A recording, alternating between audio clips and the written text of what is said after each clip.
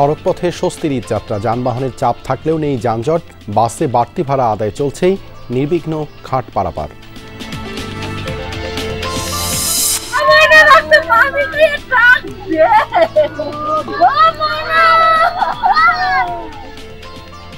বরগুনায় আত্মীয়ের বাড়ি যাওয়ার পথে বাস চাপায় 3 ভাই নিহত, পরিবারে শোকের মাতম। লক্ষ্মীপুরে প্রাণ গেছে মা ছেলে। কুমিল্লা মেডিকেলে অস্বাস্থ্যকর পরিবেশে চলছে রোগীদের খাবার তৈরি। দৈনিক 1500 জনের তালিকা দেখে বরাদ্দ লোপাটের অভিযোগ, নির্বিকার কর্তৃপক্ষ। এই খাবারটা তো আপনার বিভিন্ন রোগ জীবন হতে পারে, বা তারা যেভাবে ডিসিপ্লিন করে এটা তো হয় না। সবজিটা যেভাবে রান্না করা দরকার ওইভাবে আসলে রান্নাটা হয়নি। ফ্যাসিস্ট ব্যবস্থাপনা, তার কিন্তু কোনো পরিবর্তন হয়নি।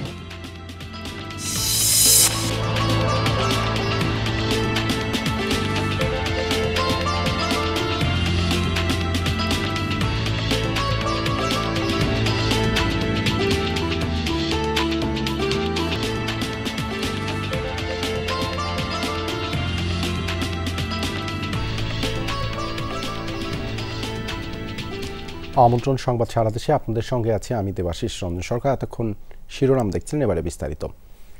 স্বজনদের সাথে ঈদ উদযাপনে আজও সড়ক, রেল, নৌপথে বাড়ির পথে মানুষ। ঈদযাত্রার খবর জানব সহকর্মীদের কাছ থেকে। গাজীপুরের চন্দ্রায় থেকে যুক্ত হচ্ছেন সহকর্মী হোসাইন আলী বাবু। বাবু, চন্দ্রায় যাত্রী যানবাহনের চাপ এখন কেমন দেখছেন? কোথাও কোনো জটলা আছে কিনা?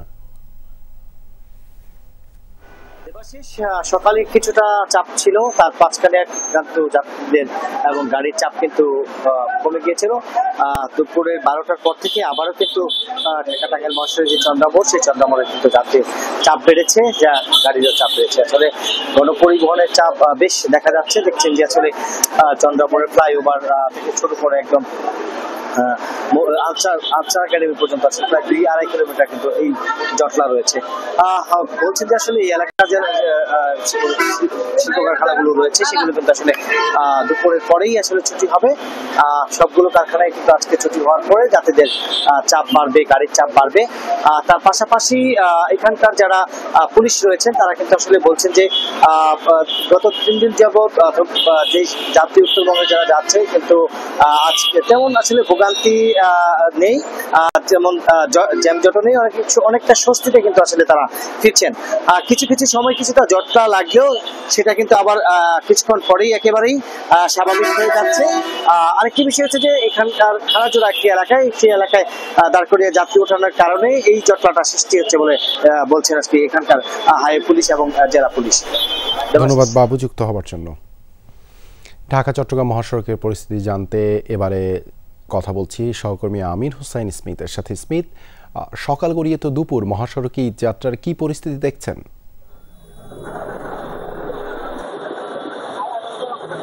দেবাশিস, ঢাকা চট্টগ্রাম মহাসড়ক অর্থাৎ দেশের সর্বব্যস্ততম যে মহাসড়ক, সেই মহাসড়কে কিন্তু ঈদে ঘরমুখা মানুষ অর্থাৎ স্বস্তিতেই কিন্তু বাড়ি ফিরছেন। কোনো রকমের যানজট নেই, কোনো রকমের ভোগান্তি নেই। আমি এখানকার যারা বাস কাউন্টার মালিক এবং বিভিন্ন শ্রেণী পেশার মানুষের সাথে কথা বলে যেটি আমরা জানতে পেরেছি যে একসাথে অর্থাৎ লম্বা ছুটি হওয়ার কারণে একসাথে যে মানুষের চাপ পড়ার কথা সেটি কিন্তু পড়ছে না। অর্থাৎ স্বল্প দূরত্ব বা বেশি দূরত্বে যে সমস্ত যাত্রীরা যাচ্ছেন তারা কিন্তু অনেকটা স্বাচ্ছন্দ্যে যাচ্ছেন। তবে 2-1 যাত্রী অভিযোগ করেছেন যে নির্ধারিত ভাড়ার থেকে 200 টাকা 150 টাকা এরকম বেশি করে আদায় করা হচ্ছে। তবে সেটিও তারা হাসি মুখে বরণ করছেন, কারণ যানজট স্বাভাবিক, তারা এটা একটা অস্বস্তি ভোগ করছেন না। তারা বলছেন যে যেই ভাড়া রাখছে সেগুলো সহনীয় পর্যায়ে।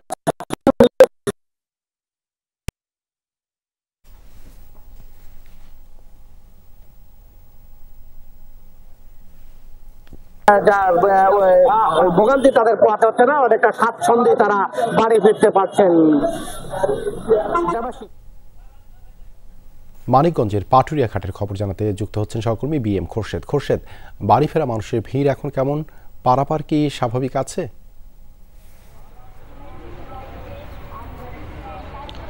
দেবাশিস, পাটুরিয়া দৌলতদিয়া নৌ রুটে পারাপার স্বাভাবিক রয়েছে এবং স্বস্তির আসলে কিন্তু আমরা দেখছি গত 2 দিন ধরেই। সকালের দিকে যে পরিমাণ ভিড় ছিল, যাত্রী যানবাহনের চাপ ছিল, সেই চাপ কিন্তু এই মুহূর্তে কিন্তু অনেকটাই কমে এসেছে। যদিও মাঝে মধ্যে দূরপাল্লার কিছু বাস দেখতে পাচ্ছি, তবে যে যারা কাটা পরিবহনে কাটা লাইনে যারা ভেঙে ভেঙে যারা ঘাটে এসেছিল সেই যাত্রীর চাপও কিন্তু অনেকটাই কমেছে। তবে যেহেতু এখন দুপুর সময়, অনেকেই আসলে ধারণা করছে হয়তো বিকেলের দিকে যাত্রী যানবাহনের চাপ হয়তো আরেকটু বাড়তে পারে। তবে স্বস্তির বিষয় হচ্ছে যে যারা আসছে তারা কিন্তু কোনো ধরনের অপেক্ষা ছাড়াই কিন্তু ফেরি লঞ্চ পারাপার হতে পারছে, কোনো ধরনের দুর্ভোগ ভোগান্তির অভিযোগ নেই। এবং নৌ পুলিশ থেকে শুরু করে এখানকার বিআরডব্লিউটিসি, টিএ, স্থানীয় প্রশাসন সবাই আসলে ঈদের যে বাড়ি ফেরা মানুষের তারা যেন নিরাপদে যেন ফেরি পার হতে পারে, লঞ্চ পার হতে পারে, তাদের যে প্রস্তুতি, সেই প্রস্তুতির আসলে আমরা দেখছি যে তাদের সফল প্রস্তুতি কিন্তু বলা চলে। এবং যাত্রীরাও কিন্তু স্বস্তি জানিয়েছেন এবং তারা আসলে বিগত সময়গুলোতে যেভাবে এই নৌ রুটে কিছুটা হলেও দুর্ভোগ ভোগান্তি নিয়ে পার হতে হয়েছিল, এবার কিন্তু সেরকম কোনো ধরনের দুর্ভোগ ভোগান্তি না থাকার কারণে তারা কিন্তু স্বস্তি নিয়ে পারাপার হচ্ছে এবং তারা আশা করছে যে বাকি যে সময়টুকুন আছে ঘরে ফেরা মানুষের, সেই সময়টুকুন তারা যেন এই স্বস্তি নিয়েই বাড়ি ফিরতে পারেন।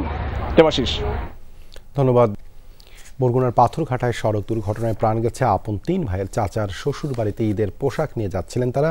মোটরসাইকেলে করে যাওয়ার সময় বিপরীত দিক থেকে আসা বাসের সাথে সংঘর্ষে ঘটনাস্থলেই মৃত্যু হয় তাদের। পুরো পরিবারে চলছে শোকের মাতম। এদিকে লক্ষ্মীপুরে ঝরেছে সড়কে মা ছেলের প্রাণ। ঈদের আনন্দ ভাগাভাগি করতে আত্মীয়ের বাড়ি পোশাক নিয়ে যাচ্ছিলেন আপন 3 ভাই। সড়ক দুর্ঘটনায় ঝরল 3টি প্রাণ। সকালে মঠবাড়িয়ায় নিজেদের বাড়ি থেকে মোটরসাইকেলে করে পাথরঘাটায় কেরাতপুরে চাচার শ্বশুরবাড়ি যাচ্ছিল শুভ, শান্ত এবং নাদিম। সোনার বাংলা এলাকায় পৌঁছালে বিপরীত দিক থেকে আসা ঢাকাগামী রাজীব পরিবহনের একটি বাসের সাথে সংঘর্ষ হয়। ঘটনাস্থলেই মৃত্যু হয় তাদের। 3 সন্তান হারিয়ে দিশেহারা গোটা পরিবার। কাপড় চুপুর নাকি কি জানি দিয়ে দেশে, ওইগুলো নিয়ে আইসে সকাল 6টায় পৌঁছছে বলছে আম্মু এইগুলো নিয়ে যাই বেরিয়ে যাবো। পোলায় কই দুগা গুণ না এই করে দুগা গুণ ছোট বাজেন আর পোলার গাড়ি ফের বাদ দেওয়া। বিকট আকার একটা শব্দ হয়েছে, তারপর দৌড় দিয়ে আসার পর দেখতেছি এরকম আপনার ডেড বডি পড়ে রয়েছে, কিন্তু আমরা গাড়িতে 2 জন পাইছি। এই 2 জন আবার ধরে আমরা স্কুলের ভিতরে রেখে দিয়েছি, আর ড্রাইভার পাই নাই। সাভার নবীনগরে একটি পোশাক কারখানায় কাজ করত শুভ, বাকি 2 ভাই শিক্ষার্থী। দুর্ঘটনার পর বাসের হেল্পার ও সুপারভাইজারকে আটক করে পুলিশে দেয় স্থানীয় জনতা, তবে পালিয়ে যায় বাস চালক। একই মোটরসাইকেলে 3 ভাই, আপন 3 ভাই, ওরা কেরাতপুরের দিকে যাইতেছিল, তো মুখোমুখি সংঘর্ষ, 3 ভাই স্পট ডেথ। আমরা আসছি, সরঞ্জামের সবকিছু দেখতেছি, পরবর্তী আইনগত ব্যবস্থা প্রক্রিয়াধীন। এদিকে লক্ষ্মীপুরে শুক্রবার মধ্যরাতে হাসপাতালে যাওয়ার পথে বাস চাপায় মা ও ছেলে নিহত হয়েছেন। আহত হয়েছেন 3 জন। রাহিম সারোয়ার, যমুনা নিউজ। চালককে হত্যা চেষ্টা করে অটোরিকশা ছিনতাইয়ের সময় 3 জনকে গণপিটুনি দিয়েছে স্থানীয় জনতা। এতে মারা গেছে 1 জন। ভোরে শ্রীনগরের তন্তুর এলাকায় এই ঘটনা ঘটে। পুলিশ জানায় ফজরের নামাজের পর যাত্রী বেশে 4 ছিনতাইকারী একটি অটোরিকশায় ওঠে। পথে অটোরিকশা ছিনতাই করতে চালককে হত্যা চেষ্টা করে তারা। চিৎকার শুনে স্থানীয়রা জড়ো হলে একটি ছিনতাইকারী অটোরিকশা নিয়ে পালিয়ে যায়, তবে ধরা পড়ে বাকি 3 জন। তাদের মারধর করে পুলিশে সোপর্দ করা হয়। হাসপাতালে মারা যায় 1 জন। চৈত্রের গরমে পুড়ছে দক্ষিণ পশ্চিমাঞ্চল। তাপমাত্রা ছুঁয়েছে 40 ডিগ্রির ঘর। এ বিষয়ে জানাতে চুয়াডাঙ্গা থেকে যুক্ত হচ্ছেন সহকর্মী জিসান আহমেদ। জিসান, চুয়াডাঙ্গায় আজকের তাপমাত্রা কেমন? গরমে জনজীবনে কি অবস্থা দেখছেন?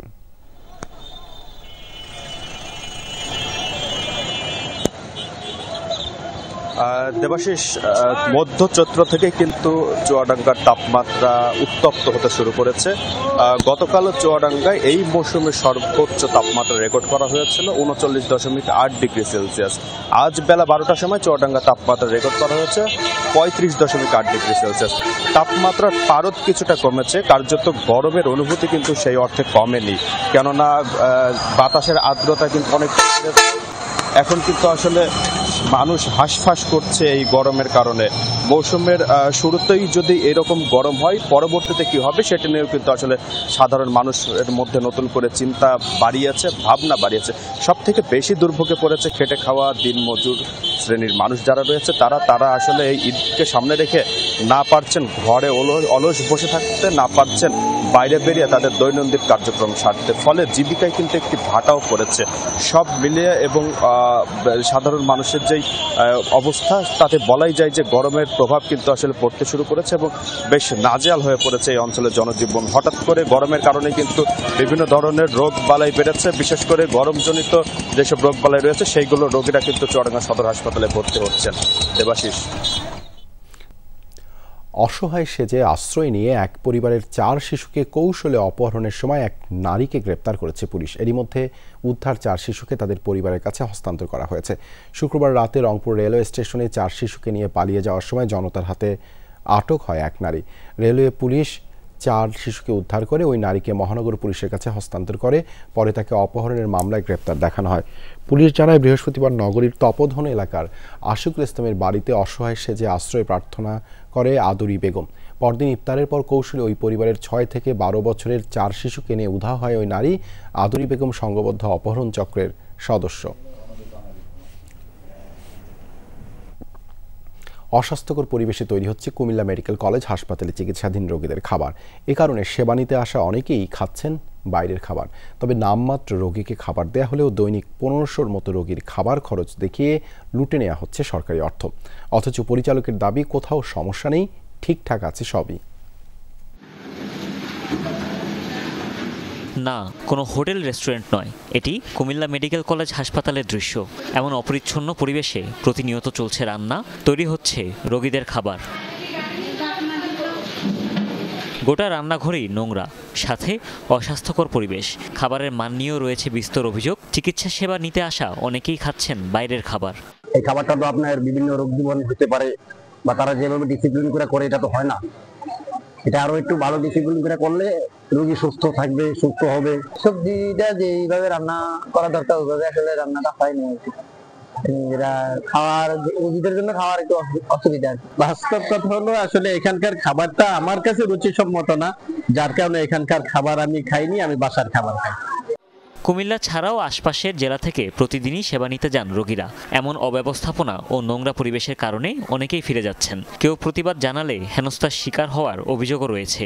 স্বাস্থ্যসেবার যে পরিবেশ, মানুষ সিট পায় না, মশা মাছি, ওয়াশরুমের ময়লা আবর্জনা, তারপরে মেডিকেল ময়লা আবর্জনা, সব একাকার অবস্থা। ফ্যাসিস্ট ব্যবস্থাপনা, তার কিন্তু কোনো পরিবর্তন হয়নি।